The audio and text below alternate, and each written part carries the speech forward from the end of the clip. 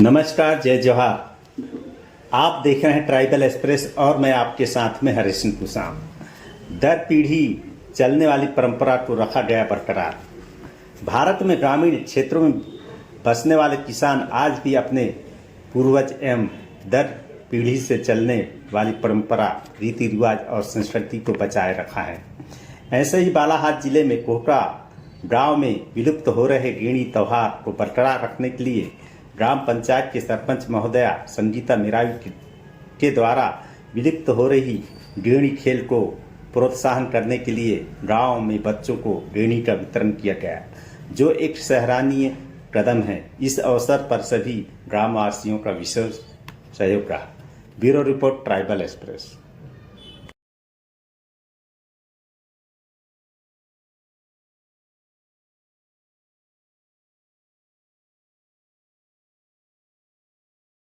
यहाँ जो खड़े हैं मेरे भाई लोग, मेरे बुजुर्ग साथी, नौजवान साथी, बच्चों लोग, मैं सबको प्रणाम करता हूँ। और ये मतलब ऐसी कुछ व्यवस्था बनाई गई थी पहले बुजुर्गों के ज़माना में, हमारे आजी दादी के ज़माना से चलते आया है ये त्यौहार। ये ऐसा कुछ नहीं है। हरेली त्यौहार को हम लोग गेड़ी बांधते हैं, क्या समझे? हरेली त्यौहार को हम गेड़ी बांधते हैं और पोला के दूसरे दिन, जिस रोज नारबोत कहती है, भड़ंगा होता है, उस रोज हम गेड़ी को ठंडा करते हैं। ये गेड़ी का ये है। गेड़ी का महत्व ये है कि गेड़ी से चलने से हमारा एक व्यायाम होता है, कसरत होती है। अभी हमको जो फुर्ती नहीं आती, फुर्ती भी आती है। कभी एक पैर से टिंगो खेलते हैं, कभी हम डांडा खेलते हैं, कभी गेड़ी में दौड़ते हैं, कभी गेड़ी में नाचते हैं। तो ऐसी प्रकार से हमारा ये क्या ये गेड़ी का जो अभी श्री शरणागा जी ने बताया, वो सही जानकारी दिए हैं। मैं थोड़ी सी पहले की कथा बताता हूँ। गेड़ी हरियाली त्योहार को बांधी जाती है और पोला के एक दिन पहले इस गेड़ी को नहलाया जाता है और पोला के एक दिन बाद गेड़ी का विसर्जन किया जाता है।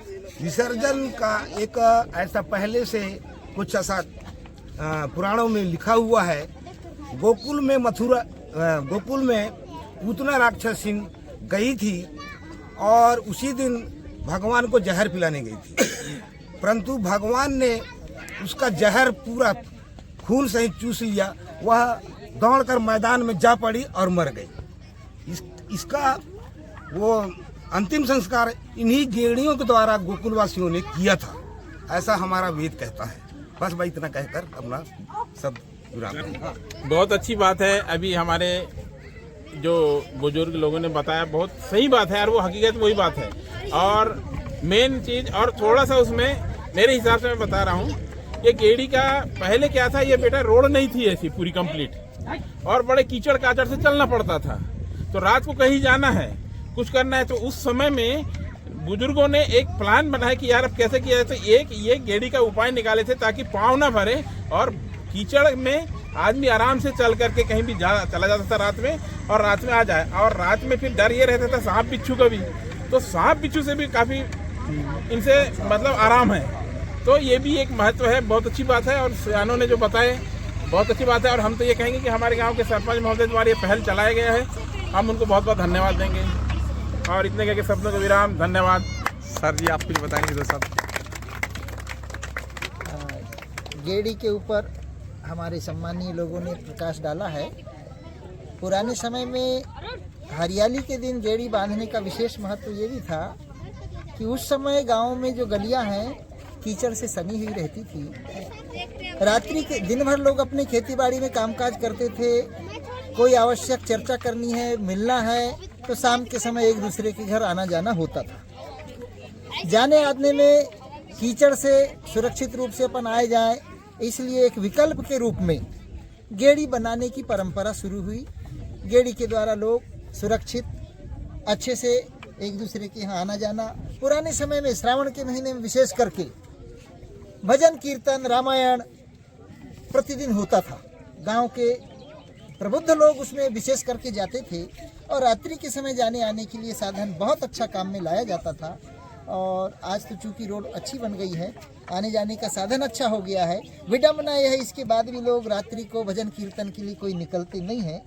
तो जैसा ये पुरानी परंपरा को बनाए रखने के लिए सभी लोग प्रयास कर रहे हैं, वैसे ही पुरानी वो परंपराएं जिसमें कि लोग बैठ कर के साथ में भजन कीर्तन रामायण मंडल करते थे, उसके लिए भी पहल की जाए, ऐसी मैं सभी से जो है प्रार्थना करता हूं। और इसके साथ सरपंच महोदय जी के प्रयास की सराहना करता हूं। बहुत बहुत धन्यवाद।